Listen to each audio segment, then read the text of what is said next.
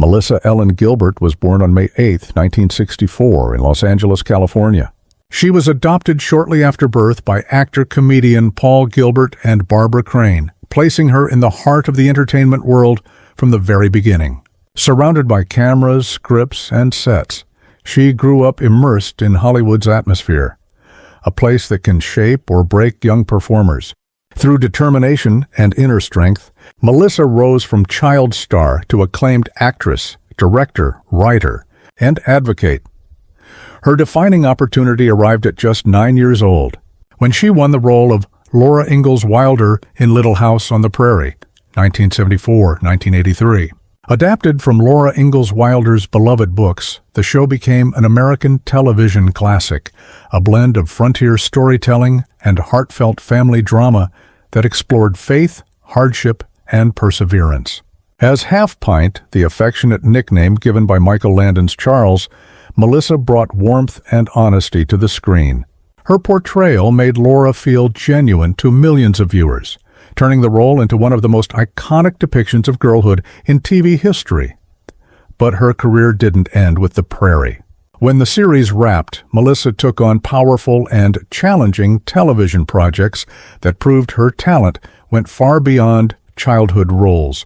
She gave an emotional performance as missionary Jean Donovan in Choices of the Heart, 1983, and portrayed Helen Keller in The Miracle Worker, 1979, acting opposite Patty Duke's Anne Sullivan.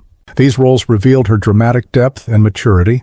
She later continued working steadily in series like Stand By Your Man and Sweet Justice, along with numerous guest appearances that showcased her versatility. Melissa didn't limit herself to performing.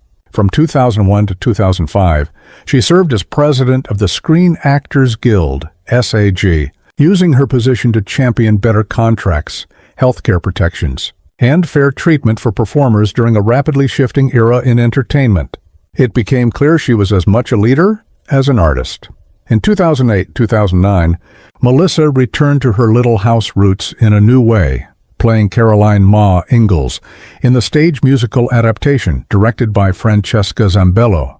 The production premiered at the Guthrie Theater in Minneapolis, then toured the United States, closing in June 2010 at the Starlight Theater in Kansas City, Missouri. Melissa also turned to writing, offering fans a deeper look into her personal story. Her 2009 memoir, Prairie Tale, was a raw, honest account of her childhood in Hollywood, struggles with addiction, and journey toward healing.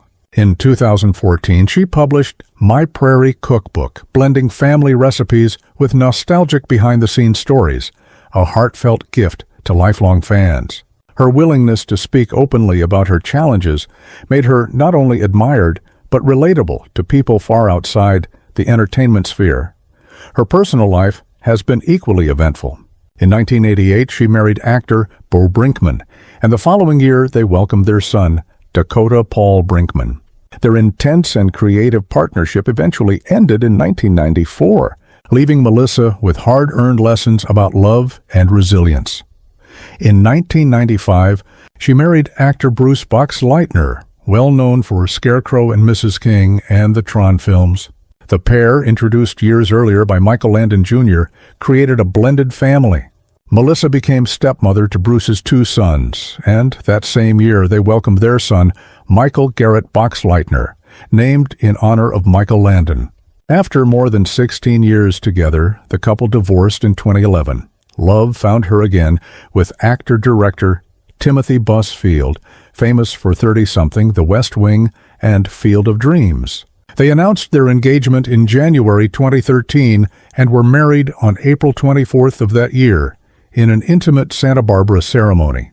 Turning away from Hollywood's fast pace, they settled in Howell, Michigan. From 2013 to 2018, where Melissa became deeply involved in the community, health initiatives, activism, and the renovation of a historic Victorian home she described as a personal passion project. In late 2018, the couple relocated to New York City, returning to a more vibrant artistic environment while holding on to the simplicity they had embraced in Michigan. At 61, Melissa Gilbert decided it was time to open up about someone who had profoundly influenced her, Patty Duke. Over the years, Melissa had chosen carefully what personal truths to share publicly.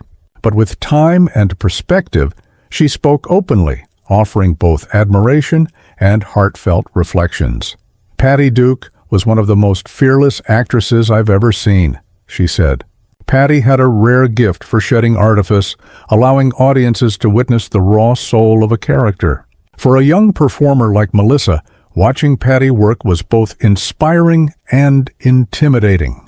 Her honesty on screen set a standard that Melissa recognized early on, but Patty's brilliance was shadowed by personal struggles. Her early fame, complex relationships, and battles with mental illness were well documented, especially after she publicly revealed her bipolar disorder. Melissa admitted, "As a kid, I didn't understand what Patty was going through. We thought she was just intense or moody. Only later did I see how much pain she carried." Patty's courage to speak about her mental health gave countless others, including Melissa herself, permission to face their own vulnerabilities without shame. To Melissa, Patty's story was both a beacon and a warning. If she could endure everything she went through and still stand tall, there was hope for the rest of us, Melissa reflected. Hollywood can be a brutal place, particularly for young women. Melissa's own life, marked by public romances, divorce, health battles, and addiction, sometimes mirrored the precariousness Patty experienced. Watching Patty ultimately take ownership of her story inspired Melissa to do the same, to speak truthfully, seek help, and keep moving forward. What struck Melissa most was Patty's humanity. "People forget stars are human," she said. Patty wanted love, stability, and peace, just like anyone else. She spent much of her life searching for those things. In that recognition, Melissa wasn't just speaking as a fan, but as someone who understood the delicate balance between public adoration and private pain. By finally sharing her thoughts on Patty Duke, Melissa offered a glimpse into the often unseen emotional landscape of child stars, filled with opportunities, but also immense pressure. Her reflections at 61 carried compassion and wisdom. "What I learned from Patty," she concluded, "is that our struggles don't define us, they shape us. And if we're brave enough to talk about them, we might make someone else feel less alone." In choosing honesty over silence, Melissa paid tribute to Patty Duke's legacy and reaffirmed her own. It was a reminder that truth, spoken even late, can be powerful, both for the teller and for those who hear it.